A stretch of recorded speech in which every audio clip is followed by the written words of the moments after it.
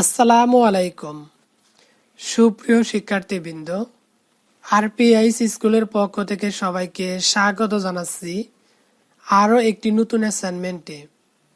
আমাদের আজকের আলোচনার টপিক হিসাব বিজ্ঞান, অর্থাৎ এসএসসি অ্যাসাইনমেন্ট 2021 পঞ্চম সপ্তাহের উত্তর এটি। সর্বপ্রথম আমরা অ্যাসাইনমেন্টটির নির্ধারিত প্রশ্নটি দেখব। প্রশ্নটি করা হয়েছে তৃতীয় অধ্যায় দুতরফা দাখিলা পদ্ধতি থেকে। আর অ্যাসাইনমেন্টে বলা আছে দুতরফা এবং একতরফা দাখিলা পদ্ধতির প্রয়োগ। সহায়ক তথ্য 1। সাবিনা এন্টারপ্রাইজ দুতরফা দাখিলা পদ্ধতি অনুসারে প্রতিটি হিসাব সংরক্ষণ করে থাকে। 2020 সালের মে মাসে ব্যবসা সংগঠিত লেনদেন সমূহ নিম্নরূপ: মে 5 চেকের মাধ্যমে পণ্য বিক্রয় 10,000 টাকা। এখানে তোমাদের একটা কথা আগেই বলে রাখি, যদি কোনো সময় চেক থাকে, চেকের পরিবর্তে ওইটাকে আমাদের ব্যাংক বলে বিবেচিত করতে হবে। অগ্রিম ভাড়া প্রদান 12,000 টাকা। মে 22 মালিক ব্যবসা হতে 5,000 টাকার পণ্য উত্তোলন করলো। আর একটা জিনিস এখানে আমাদের মনে রাখতে হবে, যদি কোনো সময় কোনো আইটেমের নাম উল্লেখ না থাকে, শুধুমাত্র পণ্য থাকে, তাহলে এই পণ্যকে মনে মনে আমাদের ক্রয় ধরে নিতে হবে। এরপর মে 30 ব্যাংক সুদ মঞ্জুর করলো 1,000 টাকা। এরপর দেখো সহায়ক তথ্য 2-এ দেওয়া আছে, বাউসি ব্রাদার্স বিস্তারিত হিসাব সংরক্ষণ করে না। 2020 সালের 1 জানুয়ারি তার মোট সম্পদ ও দায়ের পরিমাণ যথাক্রমে 5,30,000 টাকা ও 2,90,000 টাকা। উক্ত বছরে মালিক ব্যবসায় আরও 80,000 টাকা বিনিয়োগ করে এবং ব্যক্তিগত প্রয়োজনে 65,000 টাকা উত্তোলন করে। 31 ডিসেম্বর 2020 তারিখে ব্যবসায় নিম্নোক্ত সম্পদ ও দায়সমূহ ছিল: অফিস সরঞ্জাম 1,50,000 টাকা। প্রাপ্য হিসাব, প্রাপক আর একটা নাম আছে, সেটা হলো দেনাদার। প্রাপ্য লিখলেও হবে, দেনাদার লিখলেও হবে। প্রাপ্য হিসাব 80,000 টাকা। মজুত পণ্য 70,000 টাকা। মজুত পণ্য কিন্তু দুই প্রকার, একটা হলো চলতি মজুত আর একটা হলো সমাপনী মজুত। চলতি মজুত যেটা, সেটাকে বলা হয় প্রারম্ভিক মজুত, আর বছরের শেষে যেটা থাকে সেটাকে বলা হয় হলো সমাপনী মজুত। ব্যাংক জমা 50,000 টাকা। বিনিয়োগ 2 লাখ টাকা।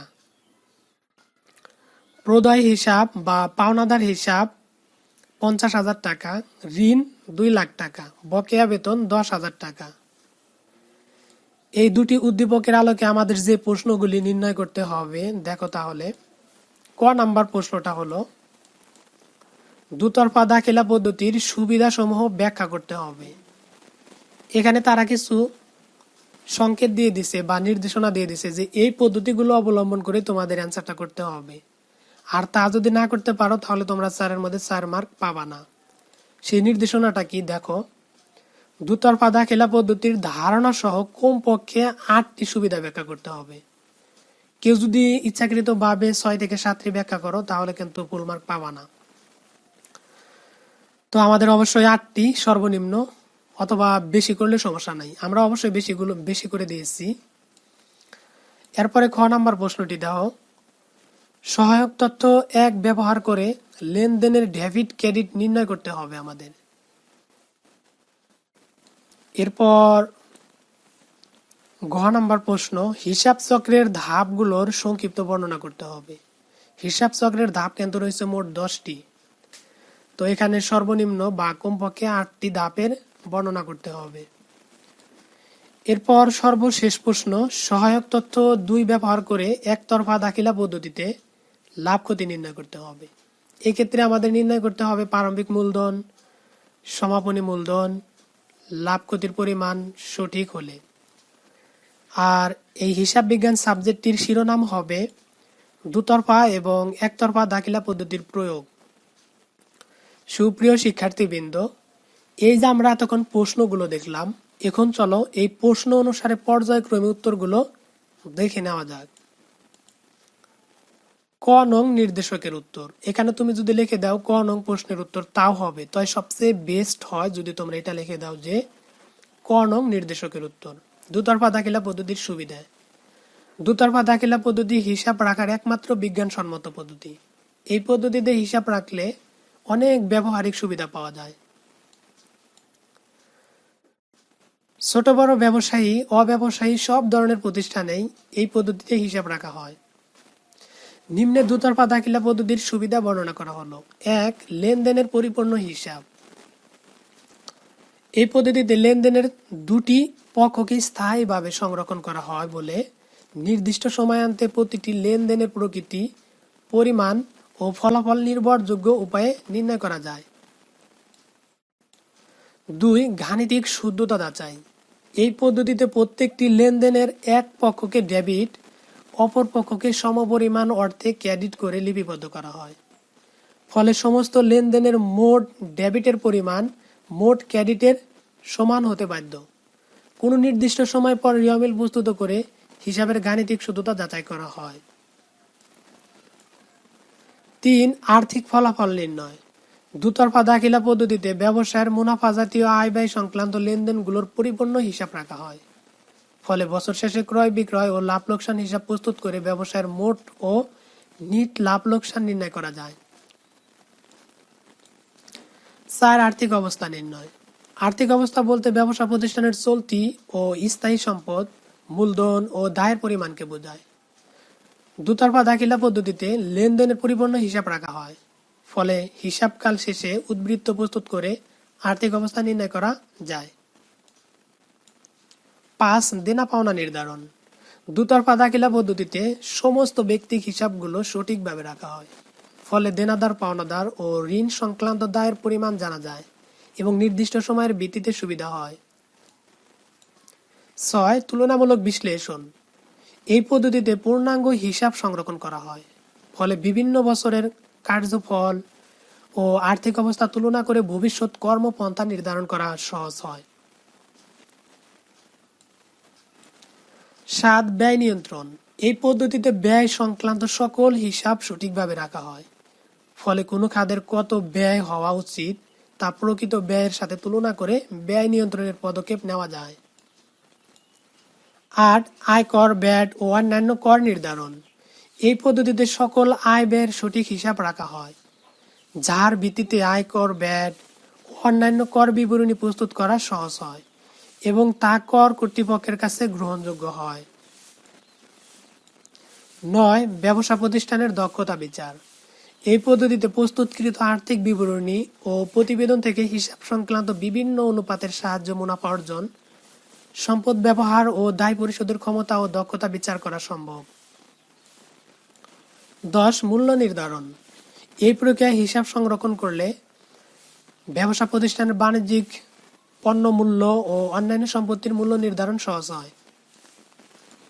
১১. ভুল ও জালিয়াতি উদ্ঘাটন ও প্রতিরোধ। লেনদেনের উভয় পক্ষের হিসাব সংরক্ষিত হলে, অর্থাৎ লেনদেনের উভয় পক্ষের হিসাব সংরক্ষিত হয় বলে ভুল ও জালিয়াতি সহজেই ধরা পড়ে এবং প্রতিরোধের ব্যবস্থা নেওয়া যায়। ১২. তথ্য সরবরাহ। ভবিষ্যতে বা ভবিষ্যৎ কর্মপন্থা নির্ধারণ, সিদ্ধান্ত গ্রহণ বা সিদ্ধ গ্রহণ ও নিয়ন্ত্রণের জন্য প্রয়োজনীয় ও নির্ভরযোগ্য তথ্য এই পদ্ধতিতে রক্ষিত হিসাব থেকে প্রণীত বিবরণী ও প্রতিবেদনের মাধ্যমে সহজেই লাভ করা যায়।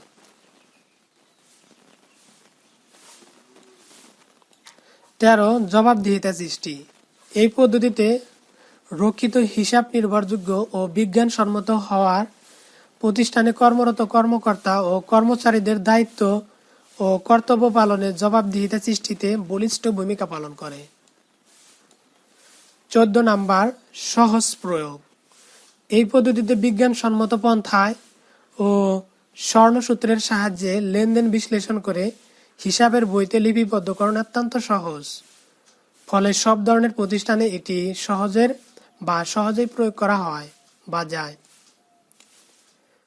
সুপ্রিয় শিক্ষার্থীবৃন্দ, এই ছিল আমাদের ক নাম্বার প্রশ্নের উত্তর। এখন আমরা দেখব খ নং নির্দেশকের উত্তর। সহায়ক তথ্য 1 হতে লেনদেনের ডেবিট ক্রেডিট নির্ণয়। সাবিনা এন্টারপ্রাইজের 2020 সালের মে মাসের লেনদেনগুলোর ডেবিট ক্রেডিট নির্ণয়। তারিখ, বিবরণ, ডেবিট টাকা, ক্রেডিট টাকা। এটা যদি আমরা জুম করে দেই তাহলে দেখতে আমাদের জন্য সুবিধা হবে।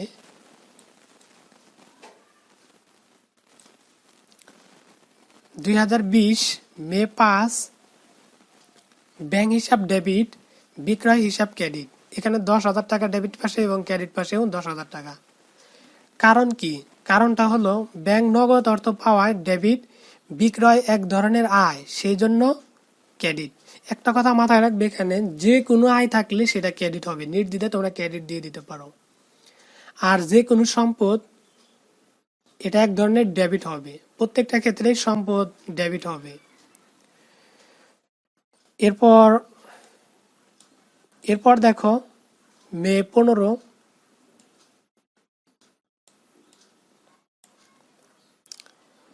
অগ্রিম ভাড়া হিসাব ডেবিট 12,000 টাকা, নগদান হিসাব ক্রেডিট 12,000 টাকা। কারণ যখন আমরা নগদ টাকাটা অগ্রিম আকারে দিয়ে দিলাম ভাড়াটা, তখন কিন্তু নগদের পরিমাণটা হ্রাস পাবে, আর অপরদিকে ভাড়ার পরিমাণটা কিন্তু বৃদ্ধি পাবে। তো ভাড়া যেহেতু এক ধরনের খরচ, অগ্রিম ভাড়া এক ধরনের একটা খরচ, সেই জন্য সকল প্রকার খরচ আমরা জানি ডেবিট, সেই জন্য তোমরা ডেবিট লিখে দিবে। আর নগদান যেহেতু হ্রাস পাইছে, সেই জন্য নগদান হিসাবটা ক্রেডিট হবে 12,000 টাকা। মে 22 উত্তোলন হিসাব ডেবিট 5,000 টাকা এবং ক্রয় হিসাব ক্রেডিট 5,000 টাকা। এটার কারণ হলো উত্তোলন হওয়ায় এটি ডেবিট, ক্রয়ের পরিমাণ যেহেতু হ্রাস পাচ্ছে তাই এটি ক্রেডিট হবে। সর্বশেষ মে 30 ব্যাংক হিসাব ডেবিট হবে 1,000 টাকা, ব্যাংক সুদ হিসাব ক্রেডিট হবে। কারণ ব্যাংক সুদ মঞ্জুর করা ব্যাংক হিসাব সরাসরি প্রভাব ফেলে, তাই ডেবিট এবং ব্যাংক সুদ ক্রেডিট হবে। এরপর আমরা লিখে দিব গ নং নির্দেশকের উত্তর। হিসাব চক্রের ধাপগুলোর সংক্ষিপ্ত বিবরণ বা বর্ণনা। যে ধারাবাহিকতায় চক্রাকারে হিসাব কার্যক্রম আবর্তিত হয় তাকে হিসাব চক্র বলে। অথবা তুমি অন্যভাবে নিজের ভাষা বানিয়েও লিখতে পারো। কিছু কিছু ক্ষেত্রে তোমরা সৃজনশীলতা প্রয়োগ করেও লিখবে। যেমন এটাও লিখতে পারো যে হিসাব রক্ষণের প্রতিটি কাজ চক্রাকারে পুনরাবৃত্তি হয় বলে একে বলা হয় হিসাব চক্র। 9-10 অর্থাৎ 10ম শ্রেণীর ক্ষেত্রে দেখা যায় আগেকার বইয়ে, পাঠ্য বইয়ে দেখবে তো তোমাদের হিসাব চক্রের ধাপ ছিল 4টা, কিন্তু এই 2 বছর ধরে প্রায় হিসাব চক্রের ধাপ হয়েছে 10টি। কারণ তোমরা তো জানোই যে হিসাব বিজ্ঞানের জনক বলা হয় লুকা পেসিওলিকে। লুকা পেসিওলি কর্তৃক সুম্মা ডি এরিথমেটিকা, জিওমেট্রিকা, প্রপোর্শনিয়েট, প্রপোর্শনালিটি, তার এই বইটাতে অনেকগুলো অধ্যায় আছে, যে অধ্যায়গুলো রিসার্চ করে করে তারা এই সংক্ষিপ্ত বিবরণীগুলো বা হিসাব চক্রের ধাপগুলো খুঁজে বের করেছে। তবে কিন্তু হিসাব চক্রের আরো ধাপ আছে, এগুলো বিজ্ঞানীরা এখনো তুলে ধরে নাই, কিন্তু অদূর ভবিষ্যতে তোমরা সেগুলো সামনে পাবা।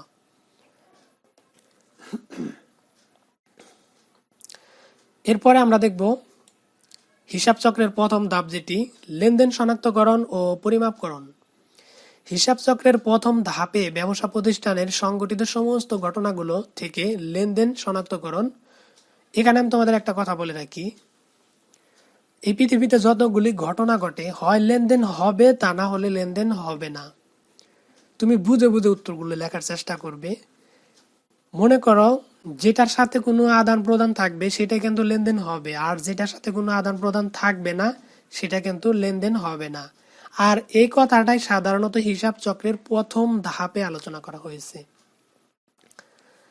এখানে ধরো আমি তোমাকে একটা উদাহরণ দেই।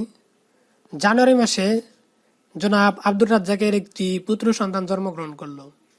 আচ্ছা, এখানে পুত্র সন্তান জন্মগ্রহণ করলো, এই ক্ষেত্রে কি কোনো অর্থের আদান প্রদান আছে? নাই, কিন্তু অর্থের আদান প্রদান নাই, সেই জন্য কিন্তু এটি একটি ঘটনা নয়। এটি একটি ঘটনা, ঠিক আছে, কিন্তু এটি একটি কোনো লেনদেন নয়। তো লেনদেন হতে হলে অবশ্যই তোমাকে অর্থের মাপকাঠিতে পরিমাপ করতে হবে। সেই জন্য এই কথাটা এখানে তুলে ধরছে তারা, যে অর্থের মাপকাঠিতে পরিমাপ করতে হয়। যে সমস্ত ঘটনা অনার্থিক, মানে টাকা পয়সা নাই এবং টাকার অঙ্কের পরিমাপ করা যায় না, তা হিসাবের বইতে লিপিবদ্ধ করা যায় না। দেখছো কি মারাত্মক একটা কথা বলছে এখানে। এমনি এমনি কিন্তু দুতরফা দাখিলা পদ্ধতি না, তোমরা বুঝে সুঝে তারপরে অধ্যায়টা পড়বে। এরপর দেখো লেনদেন বিশ্লেষণ। লেনদেন, লেনদেন মানে কি? আনা এবং নেওয়া। তোমার এক বস্তা আটার বস্তা আছে, তুমি আমাকে আটার বস্তাটা দিলে, আমার এক বস্তা চালের বস্তা আছে, আমি তোমাকে চালের বস্তাটা দিয়ে দিলাম। এই যে দুইজনের মাধ্যমে যে একটা আদান প্রদান হলো, সেটাই কিন্তু একটা এক ধরনের লেনদেন।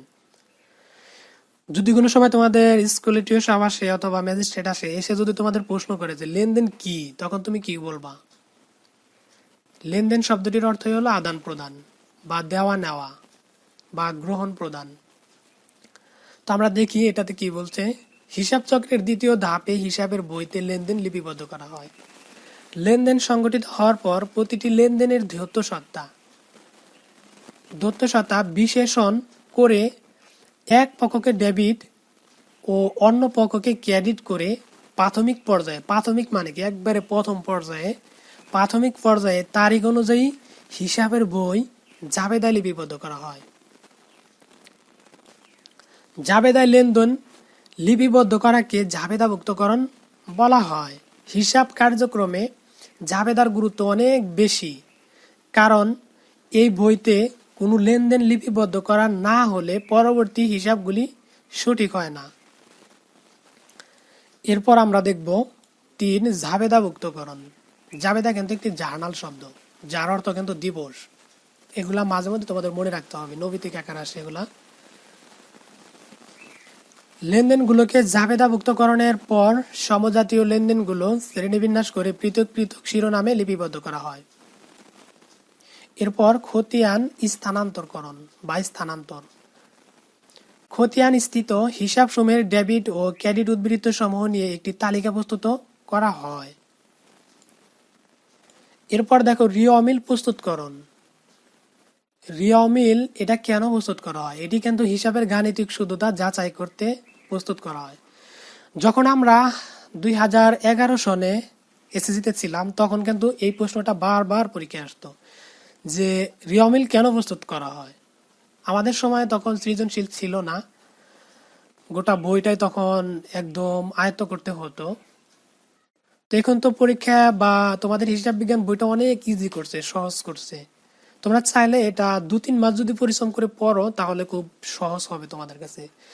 তবে যখন অনার্স করবে অ্যাকাউন্টিং এ, তখন দেখবে একটু কঠিন আছে, কারণ অনেক ধরনের চার্টগুলা নির্ণয় করতে হয়, তখন একটু সামান্য জটিল হয় আর কি। আর ইন্টারমিডিয়েটে তোমার ফার্স্ট ইয়ারে অতটা গুরুত্ব নাই, কারণ 9-10 তুমি যেগুলো শিখে যাবে, ফার্স্ট ইয়ারে তুমি সেগুলাই পাবে, কিন্তু সেকেন্ড ইয়ারে একটু ব্যতিক্রম পাবে। কিন্তু তুমি যদি রিঅমিলটা ভালো করে শেখো, তো সেই ক্ষেত্রে তোমার কোনো প্রবলেম হওয়ার কথা না। তো আমরা যেটা বলতেছিলাম যে রিঅমিল প্রস্তুত করা হয় হিসাব সমূহের গাণিতিক শুদ্ধতা যাচাই ও আর্থিক বিবরণী প্রস্তুতে। তথ্য সরবরাহ করার জন্য রিঅমিলের 2 পার্শ্ব সর্বদাই সমান হয়। এই ক্ষেত্রে সমস্ত খতিয়ানের জের একটি শীটে উপস্থাপন করা হয় বলে এই ধাপকে সংক্ষিপ্তকরণ বলা হয়। 6 সমন্বয় ও সমাপনী দাখিলা। রিঅমিল প্রস্তুতের পর বকেয়া ও অগ্রিম আয় ব্যয় সমন্বয় করে হিসাবকালের সঠিক আয় ব্যয় নির্ণয় করা হয়। হিসাবের কোথাও ভুল ত্রুটি থাকলে সংশোধন কিন্তু করতে হবে। এরূপ সমন্বয় ও সংশোধনী দাখিলার মাধ্যমে করা হয়। 7 নম্বরে দেখো আর্থিক বিবরণী প্রস্তুতিকরণ। আর্থিক বিবরণী, যেটাকে তোমাদের বলে চূড়ান্ত হিসাব বলে তোমরা জানো। ক্রয় বিক্রয় হিসাব করতে হয়, লাভ ক্ষতি হিসাব করতে হয়, মানে 3টা পার্ট করতে হয় আর কি। রিঅমিল ও সমন্বয় তথ্য নিয়ে আর্থিক বিবরণী প্রস্তুত করা হয়। সাধারণত হিসাবকাল শেষে আর্থিক ফলাফল ও আর্থিক অবস্থা জানার জন্য আর্থিক বিবরণী প্রস্তুত করা হয়। আর্থিক বিবরণী সমূহের মধ্যে উৎপাদন ব্যয় বিবরণী, আয় বিবরণী ও উদ্বৃত্তপত্র প্রধান। বিবরণী বিশ্লেষণ ও ব্যাখ্যা দান। ব্যবসায় প্রতিষ্ঠানের সাথে স্বার্থ সংশ্লিষ্ট বিশিষ্ট বা বিভিন্ন পক্ষ যেমন মালিক, ব্যবস্থাপনা, পাওনাদার, দেনাদার, কর্মচারী, সরকার, কর কর্তৃপক্ষ, জনসাধারণ, গবেষক প্রমুখ বিভিন্ন গুরুত্বপূর্ণ তথ্যের প্রয়োজন অনুভব করে। 9 সমাপনী দাখিলে কারবারের মুনাফা জাতীয় আয় ও মুনাফা জাতীয় ব্যয়গুলোর জের ও উত্তোলন হিসাব বন্ধ করতে হয়, তাই সমাপনী দাখিলার প্রয়োজন হয়। সর্বশেষ ধাপ হিসাব চক্রের প্রারম্ভিক জাবেদা লিখন। হিসাবকাল শেষে সম্পত্তি ও দায় হিসাবসমূহের উদ্বৃত্ত একটি প্রারম্ভিক জাবেদার মাধ্যমে পরবর্তী বছরের হিসাব বইতে বা বইয়ে স্থানান্তর করা হয়। এভাবেই কিন্তু বিগত ও চলতি বছরের হিসাবের মধ্যে যোগসূত্র স্থাপিত হয় এবং এভাবে হিসাব রক্ষণ চক্রাকারে আবর্তিত হয়। সুপ্রিয় শিক্ষার্থীবৃন্দ, এখন আমরা দেখব ঘ নং নির্দেশকের উত্তর। সহায়ক তথ্য 2 হতে একতরফা দাখিলা পদ্ধতির লাভ ক্ষতি নির্ণয়। প্রথমে তোমরা লিখবে দেওয়া আছে, আমি জুম করে দিচ্ছি। দেওয়া আছে প্রারম্ভিক মোট সম্পদ সমান 5,30,000 টাকা। প্রারম্ভিক মোট দায় সমান প্রারম্ভিক মোট সম্পদ মাইনাস প্রারম্ভিক মোট দায়। প্রারম্ভিক মোট সম্পদ 5,30,000, মাঝখানে বিয়োগ আছে, বিয়োগ দিয়ে দিবে। প্রারম্ভিক মোট দায় আছে 2,90,000 টাকা, এখানে এটার মান এখানে বসিয়ে দিবে। তোমরা তো জানোই যে প্রারম্ভিক মোট সম্পদ থেকে প্রারম্ভিক মোট দায় যেটা যদি বাদ দিয়ে দিই আমরা, তাহলে সেটা প্রারম্ভিক মোট দায় পেয়ে যাব। তো এই ছিল আমাদের প্রারম্ভিক মোট দায় কত টাকা, 2,40,000 টাকা। আবার অতিরিক্ত মূলধন কিন্তু 80,000 টাকা। অতিরিক্ত মূলধন 80,000 টাকা। উত্তোলন 65,000 টাকা। আমরা জানি সমাপনী মূলধন সমান সমাপনী মোট সম্পদ বিয়োগ সমাপনী মোট দায়। এরপর তোমরা নিচে লিখে দেবে। সুতরাং সমাপনী মোট সম্পদ সমান সমান অফিস সরঞ্জাম প্লাস প্রাপ্য সম্পদ। আমি আবারও বলছি, প্রাপ্যর কিন্তু আর একটা নাম আছে যেটাকে তোমরা জানো দেনাদার, প্লাস মজুত পণ্য প্লাস ব্যাংক জমা প্লাস বিনিয়োগ। এই যেখানে অফিস সরঞ্জাম আছে, অফিস সরঞ্জামের টাকা দেওয়া আছে 1,50,000, এই যোগ এই যোগ। প্রাপ্য সম্পদ 80,000, তারপর যোগ যোগ মজুত পণ্য 70,000, ব্যাংক জমা 50,000, বিনিয়োগ 2 লাখ টাকা। এই সবগুলো টাকা যদি আমরা যোগ করি তাহলে হবে 5,50,000 টাকা। এরপর লেখো সমাপনী মোট দায় সমান প্রদয় হিসাব প্লাস ঋণ হিসাব প্লাস বকেয়া বেতন। তোমরা কিন্তু হিসাব লিখে দিবে না, আমি যেভাবে লিখছি তোমরা সেভাবে লিখে দিবে। প্রদয় হিসাব 50,000 টাকা যোগ, তারপরে ঋণ হিসাব এখানে 2 লাখ টাকা যোগ বকেয়া বেতন আছে 10,000 টাকা। এই সবগুলো যদি তুমি যোগ করে দাও তাহলে 2,60,000 টাকা। এখানে একটা প্রশ্ন হতে পারে, তোমরা যারা হিসাব বিজ্ঞানের নতুন শিক্ষার্থী আছো, যে স্যার এই বাংলা লাইনটা আবার পাইলেন কই? এইটাই তো আমাদের মনে থাকবো না। দেখো, সাপ ধরার জন্য যেমন সূত্রের প্রয়োজন, কিছু না জানলে যেমন তুমি সাপ ধরতে পারবা না, তদ্রূপ হিসাব বিজ্ঞানেরও কিছু সূত্র আছে যে সূত্রগুলোর মাধ্যমে তোমাদের এই অঙ্কগুলো করতে হবে। তো ইনশাল্লাহ অ্যাসাইনমেন্ট গুলো যখন শেষ হবে আমি হিসাব বিজ্ঞানের উপরে অনেকগুলো ভিডিও দেব অধ্যায় ভিত্তিক। আমার কোচিং ক্লাস আছে, কোচিং ক্লাসের টপিকগুলো ভিডিও করে তোমাদের আরপিআই চ্যানেলটিতে দিয়ে দিব, তোমরা বেশ সুন্দর করে দেখে নিতে পারো। তো চলো তাহলে পরের টপিকটি দেখা যাক। তাই সমাপনী মূলধন 5,50,000 টাকা বিয়োগ 2,60,000 টাকা সমান 2,90,000 টাকা। সর্বশেষ পেজ। সুতরাং তাও সিও ব্রাদার্সের প্রতিষ্ঠানের লাভ ক্ষতির পরিমাণ আমরা জানি লাভ বা ক্ষতি সমান সমাপনী মূলধন প্লাস উত্তোলন বিয়োগ প্রারম্ভিক মূলধন প্লাস, এখানে অ দ্বারা বুঝিয়ে দিয়েছি আমরা, তোমরা এটা বুঝে নিও, মূলধন। সুপ্রিয় শিক্ষার্থীবৃন্দ, এ ছিল তোমাদের পঞ্চম সপ্তাহের এসএসসি 2021-এর হিসাব বিজ্ঞান উত্তরপত্র। তো উত্তরপত্রটির শেষে তোমরা কিন্তু এই লাইনটুকু আবার তুলে দিবে, এখানে যে টাকাগুলো দেওয়া আছে সম্পূর্ণটুকু তুলে দিবে। তো আজকের টপিকটি এখানে শেষ করছি। আর তোমরা যদি চ্যানেলটিতে নতুন হয়ে থাকো প্লিজ সাবস্ক্রাইব করে রাখো। আবারও হাজির হব নতুন কোনো টপিক নিয়ে। সে পর্যন্ত সবাই ভালো থাকো, সুস্থ থাকো। আসসালামু আলাইকুম ওয়া রাহমাতুল্লাহ।